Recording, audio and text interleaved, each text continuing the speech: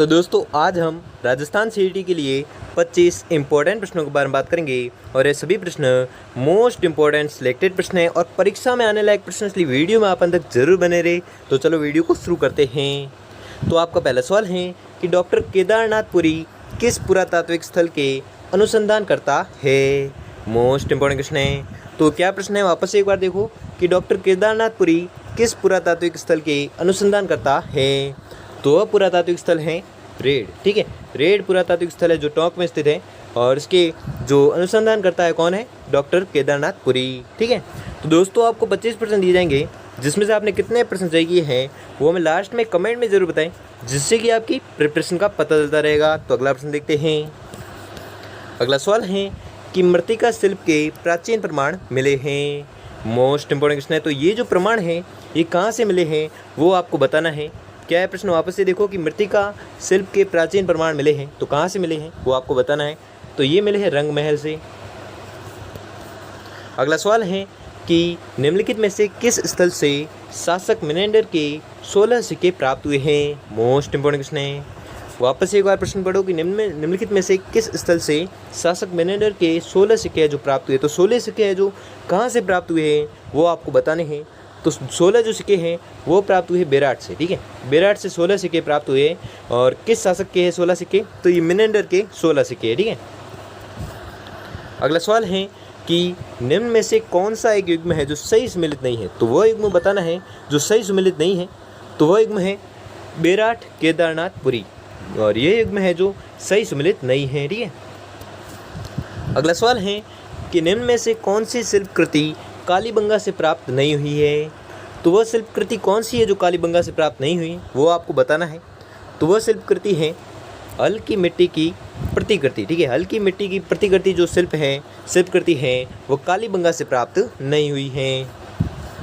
अगला सवाल है कि भीम डूंगरी गणेश डूंगरी राजस्थान की किस सभ्यता से संबंधित हैं। मोस्ट इंपॉर्टेंट क्वेश्चन है। क्या प्रश्न है, वापस से देखो कि भीम डूंगरी गणेश डूंगरी राजस्थान की किस सभ्यता से संबंधित है। तो ये जो सभ्यता है ये है बेराट सभ्यता। ठीक है, बेराट सभ्यता से संबंधित है क्या, भीम डूंगरी और गणेश डूंगरी। अगला सवाल है कि बौद्ध धर्म से संबंधित पुरातात्विक अवशेष कहाँ मिले हैं। मोस्ट इंपॉर्टेंट क्वेश्चन है। तो क्या प्रश्न है कि बौद्ध धर्म से संबंधित पुरातात्विक अवशेष जो हैं वो कहाँ से मिले वो आपको बताना है। तो ये मिले हैं बेराट से। ठीक है, बेराट से क्या मिला है, तो बौद्ध धर्म से संबंधित पुरातात्विक अवशेष है जो मिले हैं कहाँ से, बेराट से।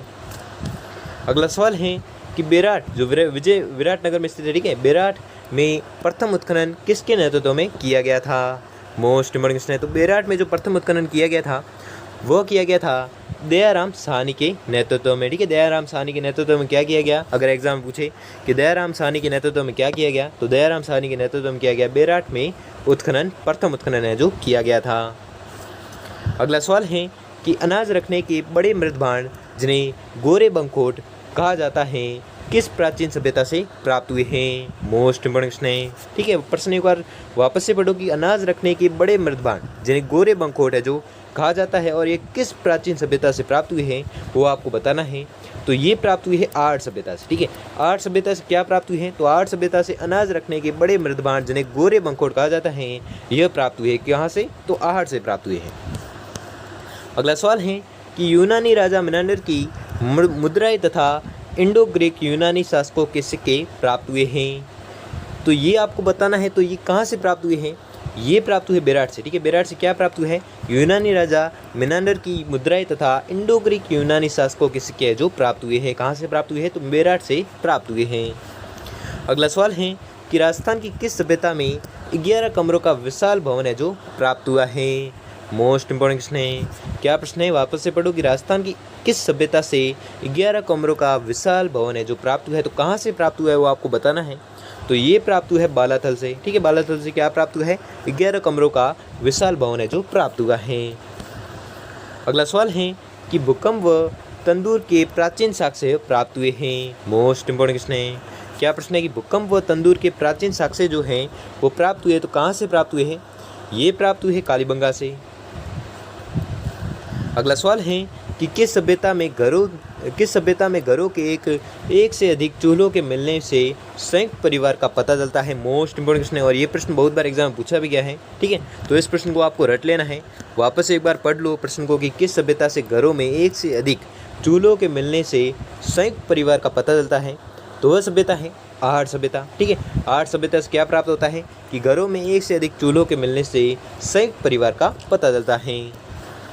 अगला सवाल है कि जोधपुरा नामक पुरातात्विक स्थल स्थित है? मोस्ट इंपॉर्टेंट क्वेश्चन है और ये भी प्रश्न बहुत बार एग्जाम पूछा भी गया है। ठीक है, क्या प्रश्न है कि जोधपुरा नामक पुरातात्विक स्थल जो है वो किस स्थल से प्राप्त हुए हैं? सॉरी, पुरातात्विक स्थल है जो स्थित है, तो कहाँ पर स्थित है वो आपको बताना है। तो ये स्थित है जयपुर में। ठीक है, जयपुर में क्या स्थित है? जोधपुरा नामक पुरातात्विक स्थल है जो स्थित है। अगला सवाल है कि बेराट से मिला बाबरू शिलालेख उत्कीर्ण करवाया था?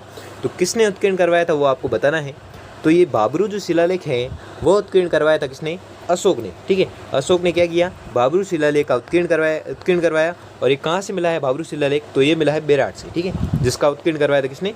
अशोक ने करवाया। ठीक है, अगला सवाल है कि सैंधव लिपि किस प्रकार प्रयोग में ली जाती है? मोस्ट इंपॉर्टेंट क्वेश्चन है और ये भी प्रश्न बहुत बार एग्जाम पूछा भी गया है कि सैंधव लिपि जो है वो किस प्रकार प्रयोग में ली जाती है। तो आपको याद रखना है सैंधव लिपि जो है वह प्रयोग में ली जाती है दाईं से बाईं ओर। अगला सवाल है कि राज्य में शंख लिपि के प्रमाण बहुतायत में किस एक स्थान से मिले हैं? मोस्ट इंपॉर्टेंट क्वेश्चन है। तो ये जो स्थान है ये स्थान है विराटनगर। ठीक है, विराटनगर से क्या मिला है? शंख लिपि के प्रमाण बहुतायत मात्रा में मिले हैं। किस स्थान से? तो विराटनगर से मिले हैं। अगला सवाल है कि मौर्य काल के अवशेष राजस्थान में कहाँ मिले हैं? मोस्ट इंपॉर्टेंट क्वेश्चन है। तो मौर्य काल के जो अवशेष हैं वो राजस्थान में मिले हैं बेराट एवं कणसवा गांव में। ठीक है, बेराट एवं कणसवा गांव से क्या मिला है? मौर्य काल के अवशेष है जो राजस्थान में मिले हैं। कहाँ से? बेराट एवं कणसवा गांव से। अगला सवाल है कि राजस्थान की किस सभ्यता में अलंकृत ईंटों से निर्मित फर्श का अवशेष मिला है? मोस्ट इंपॉर्टेंट क्वेश्चन है। ठीक है, तो ये प्रश्न क्या है वापस से पढ़ो एक बार। और ये प्रश्न बहुत बार एग्जाम पूछा भी गया है। ठीक है, तो आपको रट लेना है कि राजस्थान की किस सभ्यता में अलंकृत ईंटों से निर्मित फर्श का अवशेष है जो मिला है? तो कहाँ से मिला है? तो ये मिला है कालीबंगा से। ठीक है, कालीबंगा जो सभ्यता है उसमें मिला है क्या? अलंकृत ईंटों से निर्मित फर्श का जो अवशेष है जो मिला है। कहाँ से मिला है? तो कालीबंगा से मिला है। अगला सवाल है कि कालीबंगा सभ्यता के लोग किस लिपि का प्रयोग करते थे? मोस्ट इंपॉर्टेंट क्वेश्चन और ये भी प्रश्न बहुत बार एग्जाम पूछा भी गया है। ठीक है, तो इस प्रश्न को भी आपको रट लेना है कि कालीबंगा सभ्यता के लोग है जो किस लिपि का प्रयोग करते थे। तो कालीबंगा सभ्यता जो है इस सभ्यता के लोग प्रयोग करते थे सैंधव लिपि का प्रयोग। ठीक है, सैंधव लिपि का प्रयोग करते थे कौन से लोग? कालीबंगा सभ्यता के लोग। अगला सवाल है कि आहट सभ्यता के लोग किस खाद्य से अच्छी तरह परिचित थे? मोस्ट इंपॉर्टेंट क्वेश्चन है। तो ये जो परिचित थे ये परिचित है चावल से। ठीक है, चावल खाद्य से अच्छी तरह परिचित थे कौन? तो आहट सभ्यता के लोग परिचित थे। अगला सवाल है कि बीजक डूंगरी पर सर्वप्रथम अशोक के शिलालेख को किसने और कब खोजा? मोस्ट इंपॉर्टेंट क्वेश्चन है। तो अशोक के शिलालेख है जिनने जो खोजा था किसने? तो आपको याद रखना है ये खोजा था कैप्टन बट ने।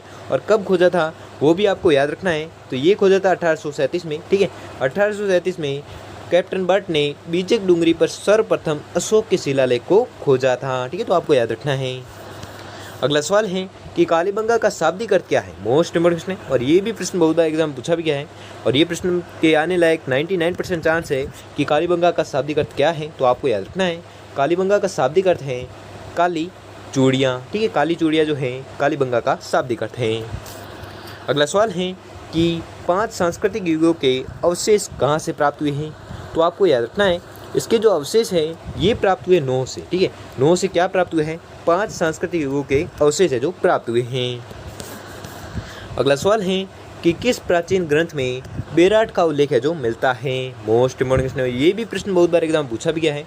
तो इस प्रश्न को भी आपको रट लेना है, कुछ भी करके याद कर लेना है कि किस प्राचीन ग्रंथ में बेराट का उल्लेख है जो मिलता है। तो आपको याद रखना है बेराट का उल्लेख जो मिलता है वो मिलता है महाभारत काल से। ठीक है, महाभारत काल में मिलता है क्या? महाभारत ग्रंथ में मिलता है। ठीक है, महाभारत ग्रंथ में मिलता है क्या? बेराट का उल्लेख। तो दोस्तों आपको 25% दिए थे, जिसमें से आपने कितने परसेंट सही किए हैं वो हमें जल्दी से जल्दी कमेंट करके जरूर बताइए। और अगर आपके लिए ये वीडियो थोड़ा भी हेल्पफुल साबित हुआ तो वीडियो को लाइक और चैनल पर नए हो तो चैनल को सब्सक्राइब कर लीजिए और बेल आइकन को प्रेस कर लीजिए जिससे कि वीडियो की नोटिफिकेशन आपको मिलती रहेगी। धन्यवाद।